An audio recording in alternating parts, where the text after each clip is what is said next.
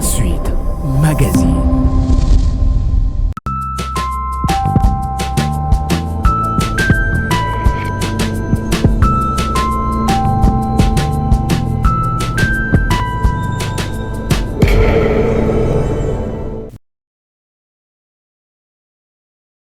Bien-aimés frères et sœurs, c'est avec joie que je vous retrouve en ces jours dans le cadre de cette émission que vous avez déjà adoptée, que dit la Bible.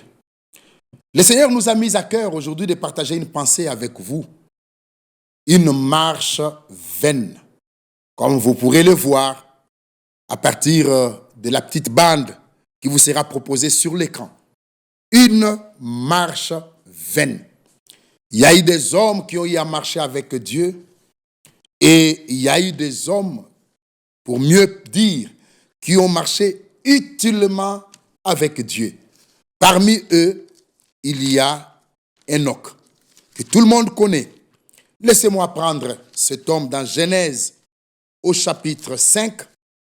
Genèse au chapitre 5, le verset 22. Enoch, après la naissance de Méthusélah, marcha avec Dieu 300 ans. Et il engendra des fils et des filles. Tous les jours d'Enoch furent de 365 ans.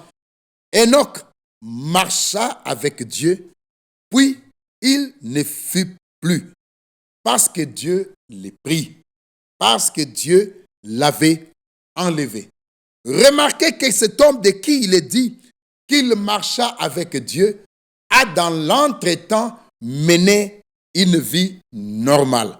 C'est-à-dire, pendant la marche avec Dieu, Enoch engendra des fils et des filles.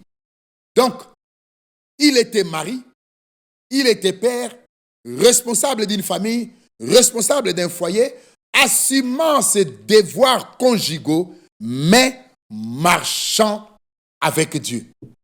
Alléluia. Le même Enoch est évoqué dans Hébreux au chapitre 11, le verset 5 que vous connaissez certainement. Épître aux Hébreux au chapitre 11, verset 5. C'est par la foi qu'Enoch fut enlevé pour qu'il ne voie point la mort. Et il ne parut plus parce que Dieu l'avait enlevé. Car avant son enlèvement, il avait reçu le témoignage qu'il était agréable à Dieu. Alléluia. Un élément vient de s'ajouter sur la vie d'Enoch. Non seulement qu'il marchait avec Dieu, mais il avait reçu le témoignage qu'il a fait le bon plaisir de Dieu. Il était agréable à Dieu. Mais comment être agréable à Dieu? Verset 6. Or, sans la foi, il est impossible de lui être agréable, car il faut que celui qui s'approche de Dieu croit que Dieu existe et qu'il est le rémunérateur de ceux qui le cherchent. Alléluia. Il est le rémunérateur de ceux qui le cherchent. Enoch a marché avec Dieu et l'aboutissement de cette glorieuse marche, de cette marche utile, nous le connaissons. Enoch ne fut plus parce qu'il a été enlevé. Dieu a trouvé son bon plaisir en lui. Entre Enoch et Dieu, il n'y avait pas de sujet qui fâche. Retenez la pensée. Il fut agréable à Dieu. Or, sans la foi, il est impossible de lui être agréable. Israël était en esclavage en Égypte. Dieu leur a envoyé un prophète puissant, Moïse. Dieu a fait sortir ses peuples. Mais malheureusement, il y en a qui sont sortis de l'Égypte, mais qui ne sont pas entrés dans la terre de la promesse. Hébreux chapitre 4. Hébreux chapitre 4, verset 1er. Craignons donc, tandis que la promesse d'entrer dans son repos subsiste encore, qu'aucun de vous ne paraissent être venus trop tard. Alléluia. Craignons donc. D'abord, on s'arrête là. Quand il est dit craignons donc est l'aboutissement. Donc, relie la pensée du chapitre 4 à ce qui a été présenté un peu plus haut, c'est-à-dire au chapitre 3. Mais au chapitre 3, l'apôtre s'adresse à qui? Verset 1er, c'est pourquoi, frères saints, c'est à eux. C'est aux frères qu'il s'adresse, pas aux païens. C'est aux frères qu'il s'adresse. Et qu'est-ce qu'il leur dit? Verset 7 pour gagner le temps. C'est pourquoi, selon ce que dit le Saint-Esprit, aujourd'hui, si vous entendez sa voix, n'endurcissez pas vos cœurs comme lors de la révolte, au jour de la tentation dans le désert, où vos pères me tentèrent pour m'éprouver, et ils virent mes œuvres pendant 40 ans. Aujourd'hui, si vous entendez sa voix, aujourd'hui, ce n'est pas un lundi, ce n'est pas un mardi, ce n'est pas un dimanche, mais le jour où nous sommes visités, le jour où Dieu nous visite, le jour où Dieu nous parle, si nous entendons sa voix, n'endurcissons pas nos cœurs. N'allons pas comme Israël jusqu'à douter de ses capacités. Comme il est dit dans une autre meilleure version, le jour où vos pères doutèrent de mes capacités. Alléluia. Bien-aimés frères et sœurs, où vos pères me tentèrent pour m'éprouver, ils virent mes œuvres pendant 40 ans. Aussi, je fus irrité contre cette génération et je dis, ils ont toujours un cœur qui s'égare. Ils n'ont pas connu mes voies. Excusez-moi. Je dirai dans ma colère, ils n'entreront pas dans mon repos. Verset 12. Prenez garde, frères. Que quelqu'un de vous n'ait un cœur mauvais et incrédule au point de se détourner du Dieu vivant. Ce jour, nous nous adressons à vous qui êtes frères, à vous qui vous dites être chrétiens, à vous qui allez à l'église, à vous qui avez des conducteurs, des pasteurs, à vous qui pensez servir le Seigneur, c'est à vous que l'Écriture s'adresse en disant, prenez garde, frères. Un païen ne peut pas être exhorté en lui demandant de se garder, de se détourner du Dieu vivant. Car pour se détourner du Dieu vivant, il faut au préalable s'être tourné vers le Dieu vivant. Le païen ne s'est jamais tourné au préalable vers le Dieu vivant et il ne peut pas se détourner du Dieu vivant. Mais c'est toi et moi. Nous tous qui nous sommes tournés vers le Dieu vivant, c'est à nous que l'apôtre parle en disant « Prenez garde, frères ». Bien mes frères et sœurs,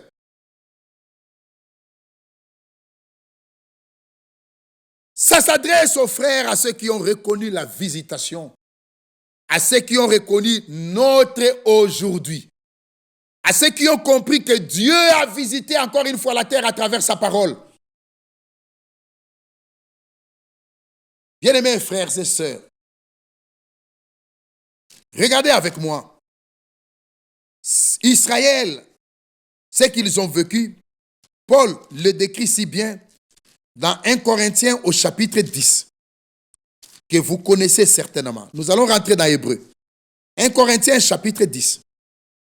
Verset 1er. Encore une fois, c'est aux frères que ça s'adresse. Frères,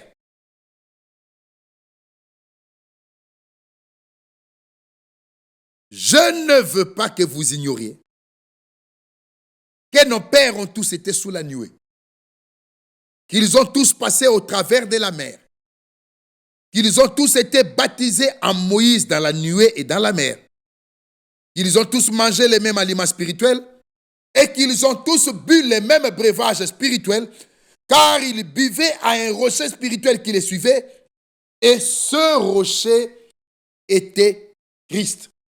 J'ai dit Amen et j'ai dit Alléluia. Quel tableau merveilleux, quel tableau glorieux. Peut-être que c'est mieux qu'on le reprenne de manière distincte. Frères, je ne veux pas que vous ignorez. Je ne veux pas que vous ignorez que nos pères ont tous été sous la nuée. C'est glorieux.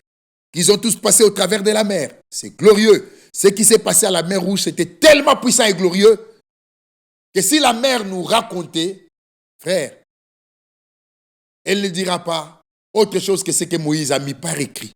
Dieu a manifesté sa puissance. Il a regardé la mer d'un regard courroucé. Et l'écriture va jusqu'à dire, au souffle de ses narines, Dieu fendit les eaux de la mer. C'était glorieux. Ils ont tous été baptisés à Moïse, dans la nuée et dans la mer, qu'ils ont tous mangé le même aliment spirituel. Bien-aimés frères et sœurs, la manne leur a été envoyée du haut des cieux. Et qu'ils ont tous bu le même breuvage spirituel, car ils buvaient à un rocher spirituel qui les suivait, et ce rocher était Christ. Alléluia. Oui, l'eau de Mara est restée à Mara. L'eau de Mériba est restée à Mériba. Mais le rocher les a suivis. Et ce rocher était Christ. Mais, verset 5, excusez-moi, mais la plupart d'entre eux ne furent point agréables à Dieu, puisqu'ils périrent dans le désert. Le mais du verset 5 vient casser ces beaux tableaux. La plupart d'entre eux ne furent point agréables à Dieu. Or, sans la foi, il est impossible de lui être agréable. Ils ne furent point agréables à Dieu, puisqu'ils périrent dans le désert. N'étaient-ils pas sortis? Ils étaient sortis. N'avaient-ils pas entendu Moïse? Ils avaient entendu Moïse. N'avaient-ils pas reçu un grand prophète? Ils avaient reçu un grand prophète. N'avaient-ils pas vu des miracles? Ils ont vu des miracles, et même des très grands. Mais la foi dans le cœur. Oh frère, Hébreux chapitre 4, verset 1er. Craignons donc, tandis que la promesse d'entrer dans son repos subsiste encore, qu'aucun de vous ne paraisse être venu trop tard. Aucun de vous. Ce n'est plus une affaire collective ici. Ce n'est pas un problème de groupe. C'est un problème individuel. Qu'aucun de vous ne paraisse être venu trop tard. Car ce message du salut nous a été annoncé aussi bien qu'à eux. Mais la parole qui leur fut annoncée, excusez-moi, ne leur servit de rien parce qu'elle ne trouva pas de la foi chez ceux qui l'entendirent. Voilà le vrai problème. La plupart d'entre eux ne furent point agréables à Dieu. Or, sans la foi, il est impossible de lui être agréable. Cela veut dire que la foi n'était pas dans le cœur de la plupart d'entre eux. Et Paul le décrit si bien ici que le message du salut qui nous a été envoyé aussi à eux. Mais cette parole ne trouva pas de la foi chez ceux qui l'entendirent. Alléluia.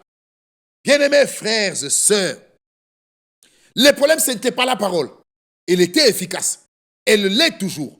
Mais le problème, c'est le cœur de ceux qui devaient recevoir la parole. Le problème, ce n'est pas le médicament. Il est efficace. Mais le problème, c'est les patients qui refusent de prendre le médicament. Bien-aimés frères et sœurs, le Seigneur a dit dans Deutéronome chapitre 32, avant de rentrer dans Hébreu. Deutéronome 32, regardez frères, venez ici, s'il vous plaît. Deutéronome chapitre 32, déjà à partir du verset 1er, il est écrit ceci. Cieux, prêtez l'oreille et je parlerai. Terre, écoute les paroles de ma bouche. Que mes instructions se répandent comme la pluie. Que ma parole tombe comme la rosée, comme des ondées sur la verdure, comme des gouttes d'eau sur l'herbe. Car je proclamerai le nom du Seigneur. Rendez gloire à notre Dieu. Il est le rocher. Ses œuvres sont parfaites, car toutes ses voies sont justes. Alléluia. Il est le rocher. Ses œuvres sont parfaites, car toutes ses voies sont justes. Qu'est-ce qui est dit par la suite?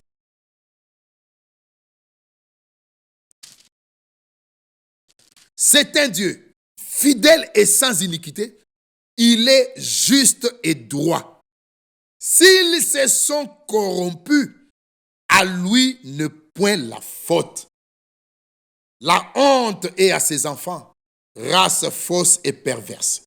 Est-ce le Seigneur que vous en rendrez responsable? Frère, s'ils se sont corrompus, à lui ne point la faute. S'ils ont péri dans le désert, à lui ne point la faute. N'étaient-ils pas sortis? Ils étaient sortis. L'agneau pascal a été immolé. Alléluia. Bien mes frères et sœurs, les miracles étaient réels en Égypte, mais ils n'étaient pas délivrés, ils n'étaient pas sortis. Mais quand Dieu a ordonné que l'agneau pascal soit immolé, la délivrance eut lieu. L'exode a été entamé. Mais s'ils ont péri dans le désert, à lui ne point la faute. Il devait marcher, mais sortir sans entrer, la marche est vaine. Sortir sans entrer, la marche aura été vaine, même si elle a duré 40 ans, comme avec les enfants d'Israël. Sortir sans entrer, la marche aura été réellement vaine.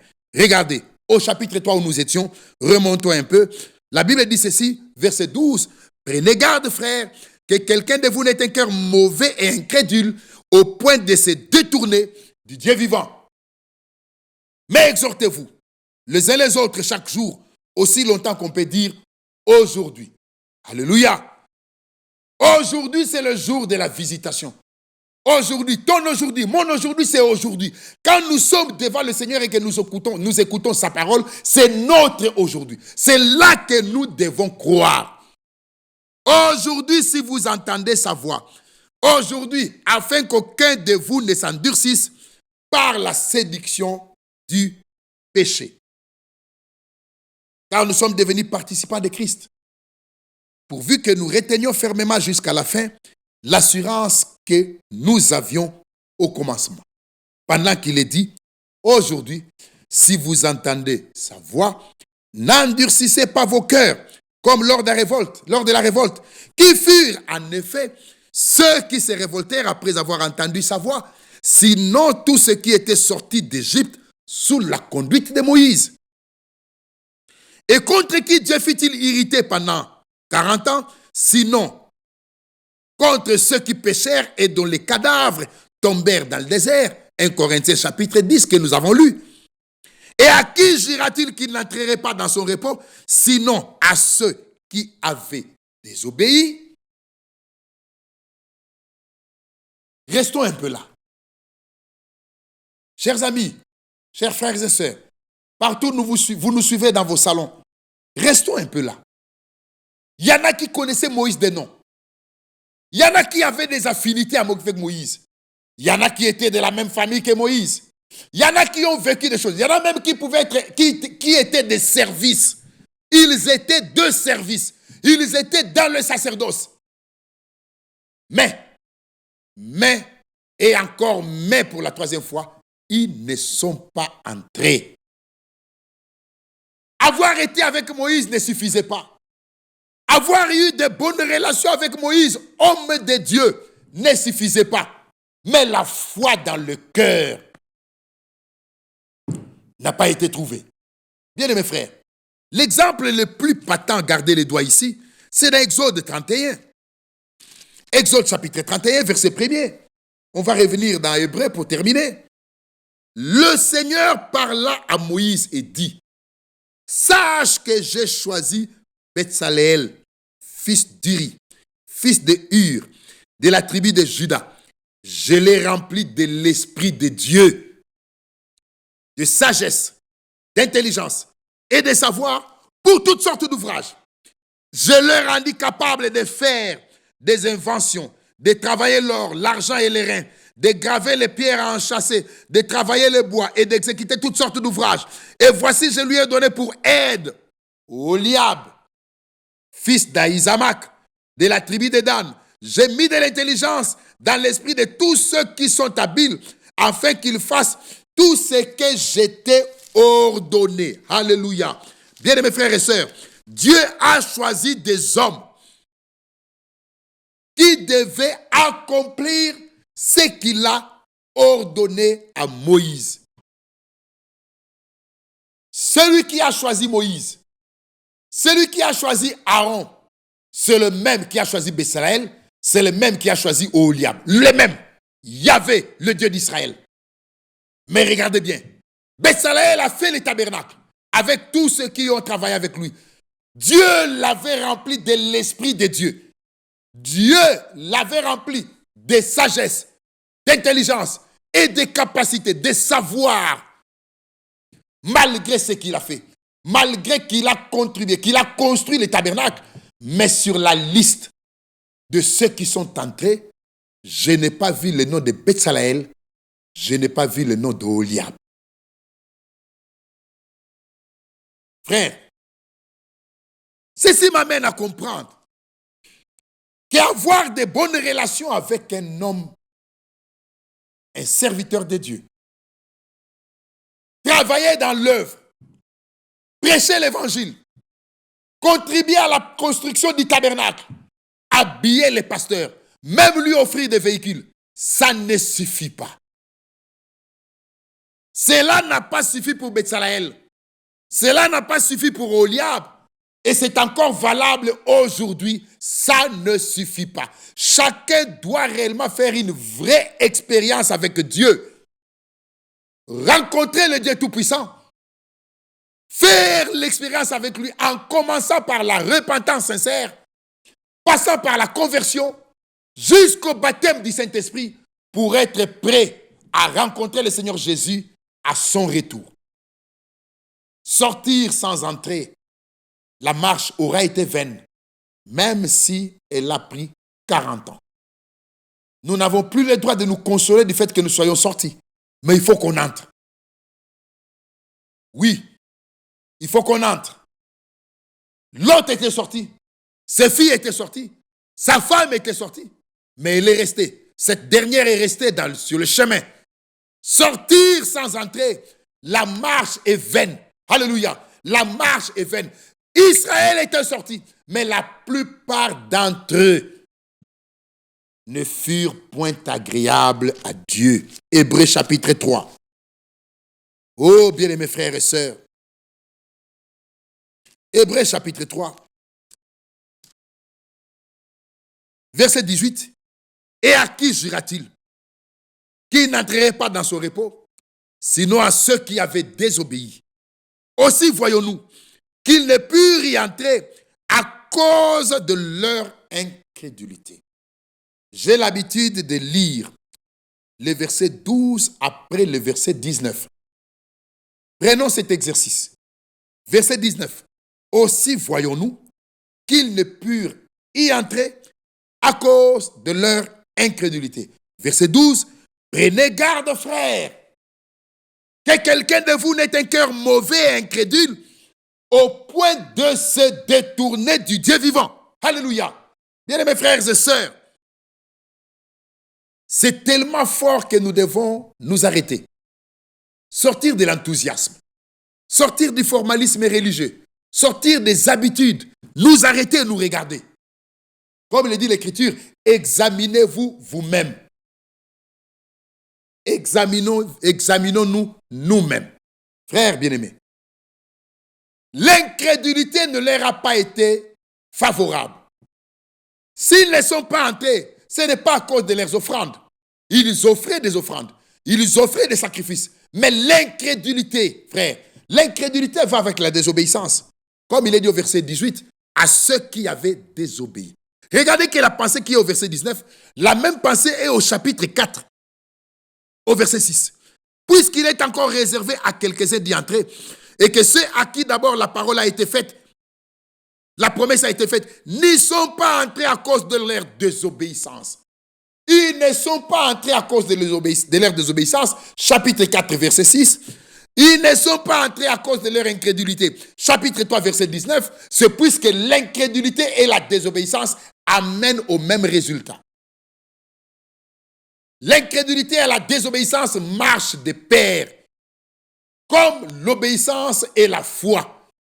Celui qui croit obéit, celui qui doute désobéit. Le péché, ce n'est pas le fait de fumer, le fait de voler, le fait de tricher. Le péché, c'est le fait de ne pas croire. Le péché, c'est l'incrédulité. C'est à cause de l'incrédulité dans le cœur des gens, c'est ainsi qu'ils fument, ils boivent, ils font ceci et cela.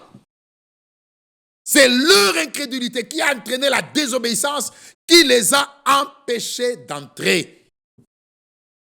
Bien mes frères et sœurs, c'est pourquoi il est dit au chapitre 4, verset 2, « Car cette bonne nouvelle, ce message du salut, nous a été annoncé aussi bien qu'à eux. Mais la parole qu'il leur fit annoncer ne leur servit de rien, parce qu'elle ne trouva pas de la foi chez ceux qui l'entendirent. » Sortir sans entrer, la marche aura été vaine. Sortir du monde, sortir des dénominations, sortir des dogmes, des credos, sans entrer en Christ, sans être enlevé, la marche aura été vaine. Que le Seigneur nous aide. Que sa miséricorde repose réellement sur chacun d'entre nous. Et qu'il nous aide à marcher comme Enoch. Et que son bon plaisir soit trouvé en nous. Que Dieu nous aide à marcher comme Enoch pour qu'entre nous et lui, il n'y ait aucun sujet qui fâche. Dieu peut nous rendre capables de cela.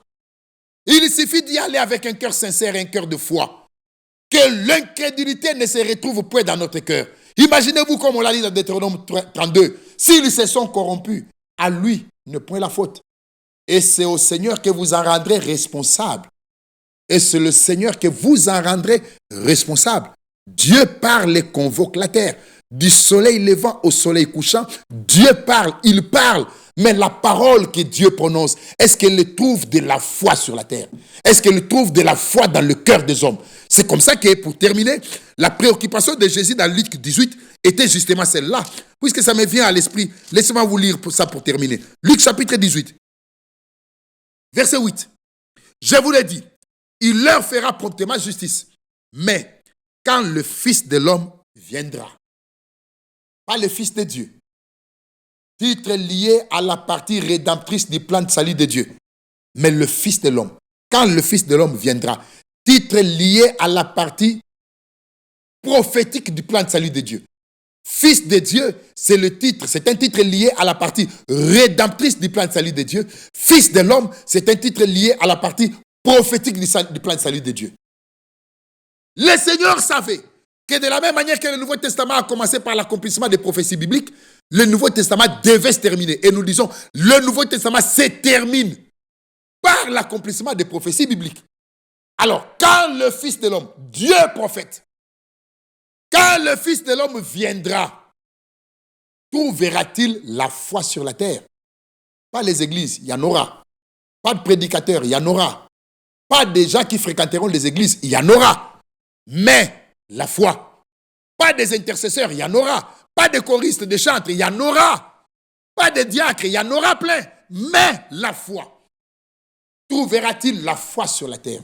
Car sans la foi, il est impossible de lui être agréable. Une fois qu'il ne s'accroche pas seulement à un évangile général, mais à l'évangile du royaume. L'évangile du royaume contient en son sein l'évangélisation, l'enseignement et la prophétie. Une fois qu'il s'accroche à la parole de l'heure, à ce que Dieu nous dit aujourd'hui dans notre aujourd'hui.